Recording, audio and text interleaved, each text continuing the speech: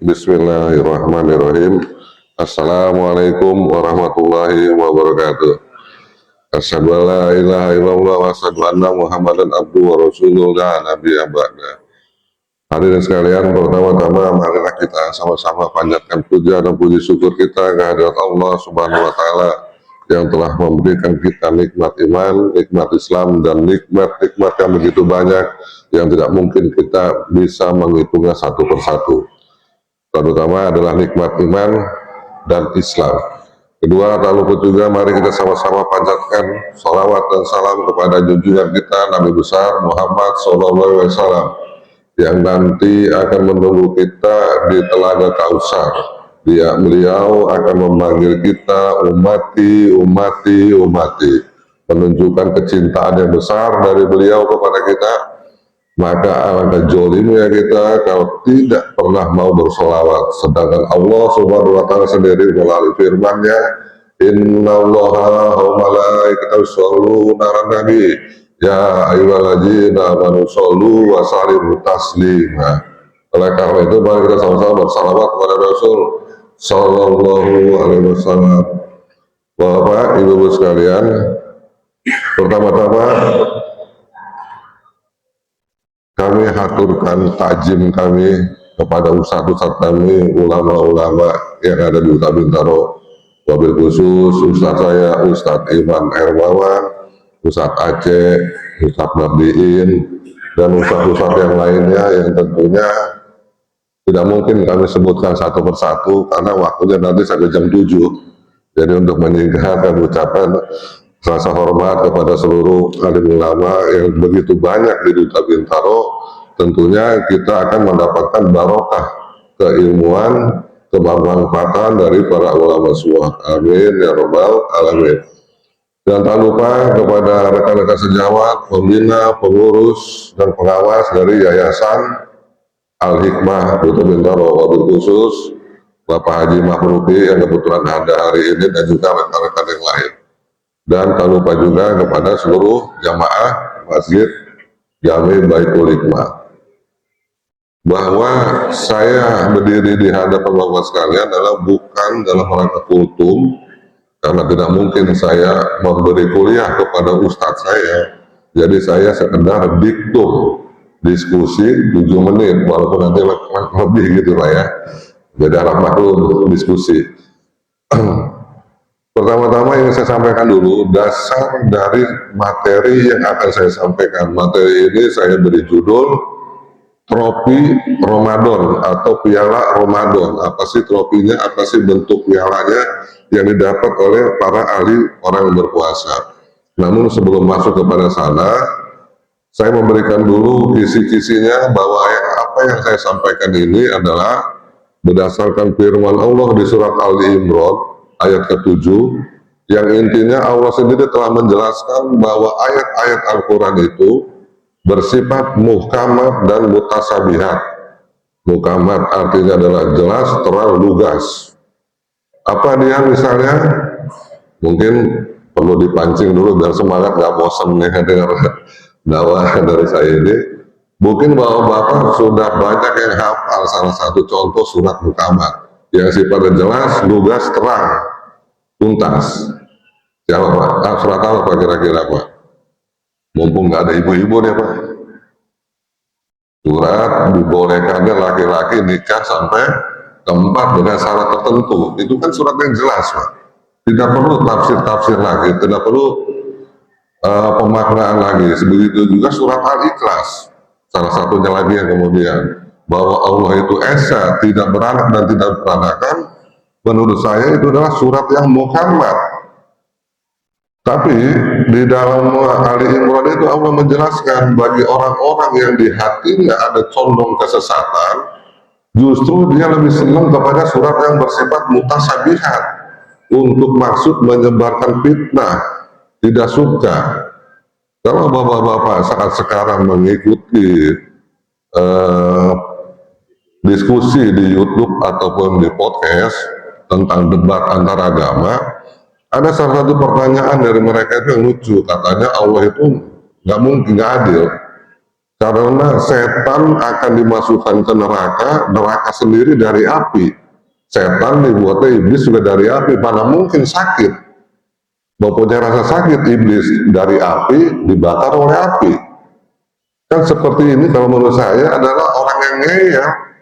Karena apa? Jelas Allah sudah berfirman dalam surat yang lain, wa ma khalaqtul jinna wal insa illa liya'budun, bahwa sang pencipta ya sangat tahu dengan produknya. Allah yang menciptakan kita, Allah tahu apa yang menyebabkan kita sakit. Jin dan manusia juga ciptaan Allah, Allah tentu tahu produknya. Sehingga yang hadir karena hatinya ada rasa condong kepada kesesatan, dia mencari-cari kelemahan dari suatu ayat. Meskipun di dalam acara podcast itu pertanyaan yang ngeyel tadi dituntaskan oleh lawan bicaranya dengan bentuk gamparan ke pipinya, di mana yang menggampar nanya, sakit nggak? Sakit. Nah itu ada perumpamaannya, tangan dari kulit, pipi juga dari kulit, sama-sama kulit tapi menimbulkan rasa sakit. Kan artinya pertanyaan yang dicari-cari karena emang dalam hatinya sudah ada kecondongan kepada sesat, sehingga dia setiap ayat Al-Quran itu yang sifatnya bisa dikorek-korek, yang mutasabihat itu, padahal Allah sudah bilang ayat yang mutasabihat itu hanya Allah yang tahu dan perlu pengkajian lebih dalam. Surat Al-Baqarah 183 berkaitan dengan tema yang menjadi tema dari diskusi 7 menit ini, yaitu trofi Ramadan.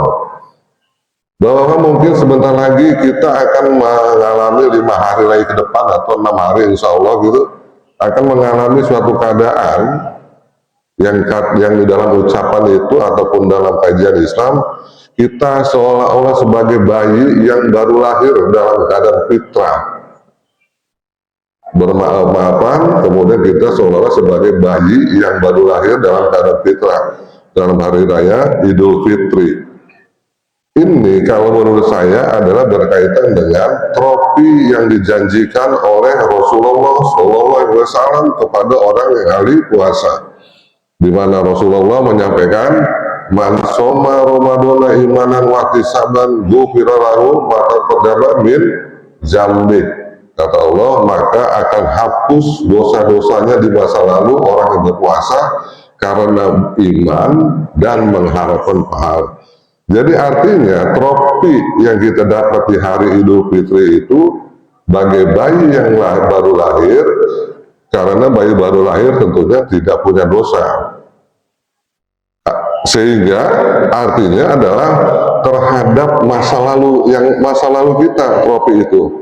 Trofi yang diberikan oleh Rasul bagi kita berpuasa tadi adalah terhadap kehidupan masa lalu kita. Kalau saya sekarang umur 17 tahun atau 25 tahun, emang baru 25 sih Pak, belum nyampe berapa gitu, maka 25 tahun ke belakang kehidupan saya yang ada maksiat, ada dosa, maka trofinya adalah akan hapus dosa-dosa itu sesuai dengan hadis Rasul.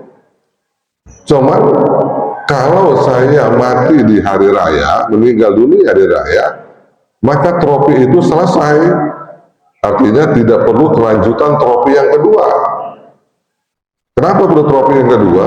Karena kalau bayi baru lahir, tentu dia akan umurnya bertambah, perbuatannya akan ada, tentunya akan ada bibit-bibit perbuatan maksiat juga. Kalau tadi dan meminjam masa depan kita setelah hari raya sampai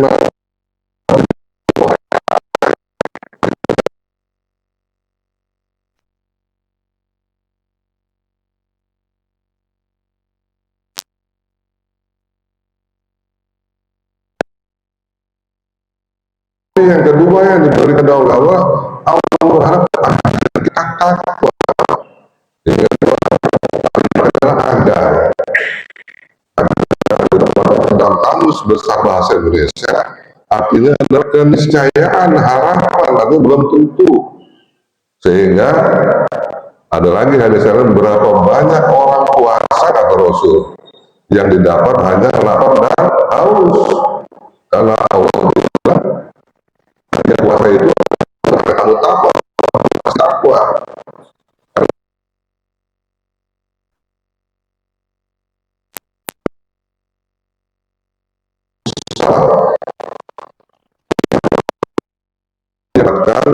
bagi orang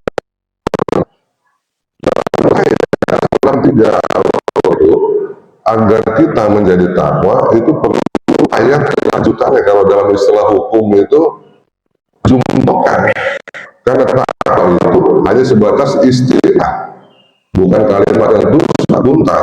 Istilah itu adalah predikat gitu ya. Apa sih takwa? Kalau mungkin bapak-bapak ada yang tahu, ya sama-sama kita diskusi. Takwa dijabarkan oleh Allah dalam Al-Baqarah ayat 2, ayat ketiga, ayat keempat, ayat kelima, yaitu satu, alladzina yu'minuna bil ghaib wa yuqimuna sholata wa mimma razaqnahum yunfiqun, dan seterusnya. Takwa itu ada 5 dia cirinya. Percaya dengan yang gaib, mengerjakan sholat, yang dianugerahkan dari Allah kepada jalan yang benar, percaya kepada kitab-kitab Al-Quran dan kitab sebelumnya pada hari akhir. Jadi antara satu lagi Al-Baqarah dijungtokan dengan Al-Baqarah ayat-ayat awal tadi, maka jelas Allah mengharapkan kita, kalau yang tuntas puasanya tadi, mengharapkan kita mempunyai sifat atau perilaku seperti Al-Baqarah, ayat Al-Baqarah 3 sampai 5. Oleh karenanya itu yang diharapkan terbentuk kepada kita semenjak 1 Syawal. Jadi Al-Quran sebagai petunjuk bagi orang takwa, tapi juga sebagai petunjuk bagi manusia. Di mana dia letak perbedaannya? Kalau kita runut kepada substansi ayatnya, ternyata adalah hudal linas itu berkaitan dengan ayat per ayat. Al-Quran diturunkan pada Ramadan, tapi kalau hudal lil muttaqin tadi, dia sebuah kitab kodifikasi dari sebuah Al-Quran, maka disebut jalikan kitabul la raiba fi hudal lil muttaqin. Nah, tapi konteksnya adalah bukan ke sana. Kalau dia trofi itu kita anggap adalah suatu kenikmatan, maka Allah mengharapkan kita menjadi seorang yang bertakwa. Maka penutup ayat konteks fungsi Al-Quran sebagai hudal lil muttaqin dengan bagi orang yang bertakwa dengan cirinya tadi ditutup dengan muflihun, itulah orang-orang yang beruntung. Orang-orang beruntung itu artinya adalah yang menjadikan Al-Quran sebagai petunjuknya. Oleh karenanya menurut saya trofi bagi orang yang berpuasa tadi adalah untuk masa lalunya diberikan oleh Rasul, trofinya hapusnya dosa-dosa masa lalu. Untuk ke depan si fulan yang berpuasa ini diharapkan dia bertakwa dan menjadikan Al-Quran sebagai petunjuknya, maka dia akan menjadi sebagai orang-orang yang beruntung. Dan ironisnya, kalau ini adalah sudah sempurna, masa yang lalu beres, masa yang depan pun insya Allah beres, karena kita menjadi orang beruntung. Tapi kadang-kadang saya suka terlinsut tanpa sadar, bahkan di hari raya, habis sholat Idul Fitri, karena nggak bisa pulang kampung, tiket habis, atau nggak punya uang, mengeluh, aduh sial nih, Lebaran kali ini nggak bisa pulang kampung, aduh sial nih. Padahal dia tadi habis sholat, Pak. Tapi karena Allah itu Maha Ar-Rahman Ar-Rahim, pada saat kita sholat kita mendeklarasikan, mengakui segala puji bagimu ya Allah, Tuhan semesta alam, alhamdulillahirabbil alamin.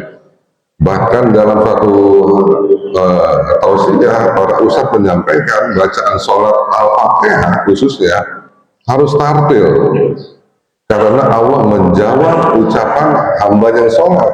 Sehingga pada saat kita mendeklarasikan alhamdulillahirabbil alamin, yang artinya adalah segala puji bagi Allah, di dalam sholat kita berhadapan dengan Allah, mengakui Allah itu adalah segala yang baik. Tapi begitu selesai sholat kita ngeluh.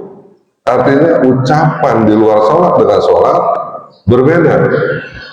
Tapi saya sangat bersyukur kita hal-hal seperti itu tidak Allah jadikan sebagai orang-orang yang celaka sholatnya dalam surat Al-Ma'un. orang-orang yang ucapannya beda di sholat dengan di luar, sama Allah dicuekin aja.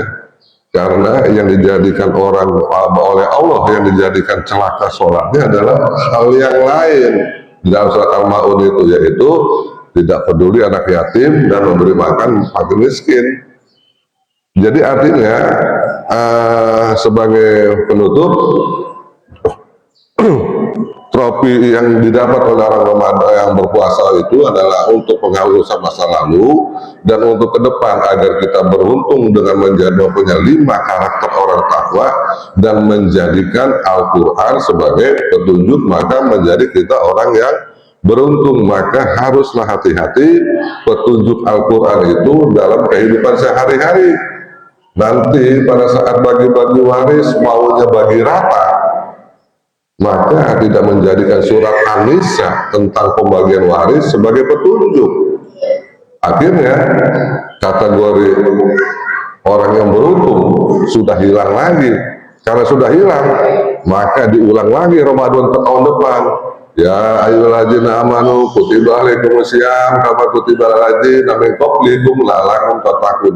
Jadi diputar terus supaya kamu takwa, supaya kamu takwa, supaya kamu takwa. Karena ternyata begitu selesai Ramadan, yang diharapkan takwa untuk menjadikan Al-Quran sebagai petunjuk tidak digunakan, bagi waris maunya bagi rata, hidup suka mengeluh. Pada dalam surat Al-Insyirah yang lain juga sudah jelas Allah menyampaikan, fa inna ma'al usri yusra, inna ma'al usri yusra. Di bersama kesulitan itu pasti ada kemudahan. Jadi kalau sedang sulit, tinggal janji minta sama Allah, ya Allah sulitnya udah, mudahnya mana?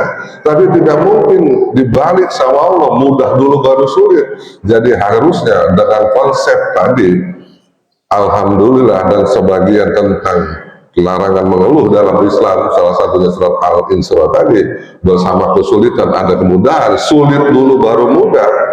Maka orang yang sedang mengalami kesulitan ekonomi, kesulitan pekerjaan, penyakit yang sembuh-sembuh, harusnya mereka yang lebih bahagia dari kita, karena mereka tinggal menunggu janji Allah. Bersama kesulitan pasti ada kemudahan, bukan bersama kemudahan ada kesulitan. Kira-kira demikian Bapak Ibu sekalian. Billahi taufiq wal hidayah. Wassalamualaikum warahmatullahi wabarakatuh.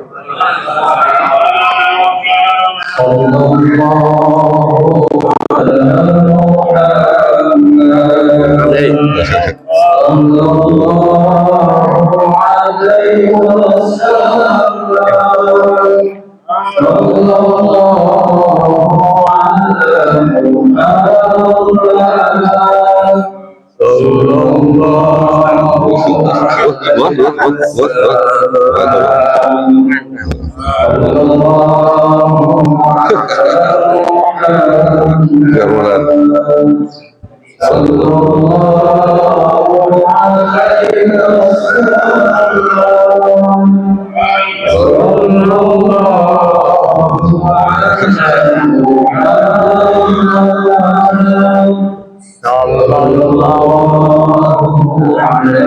wasallam.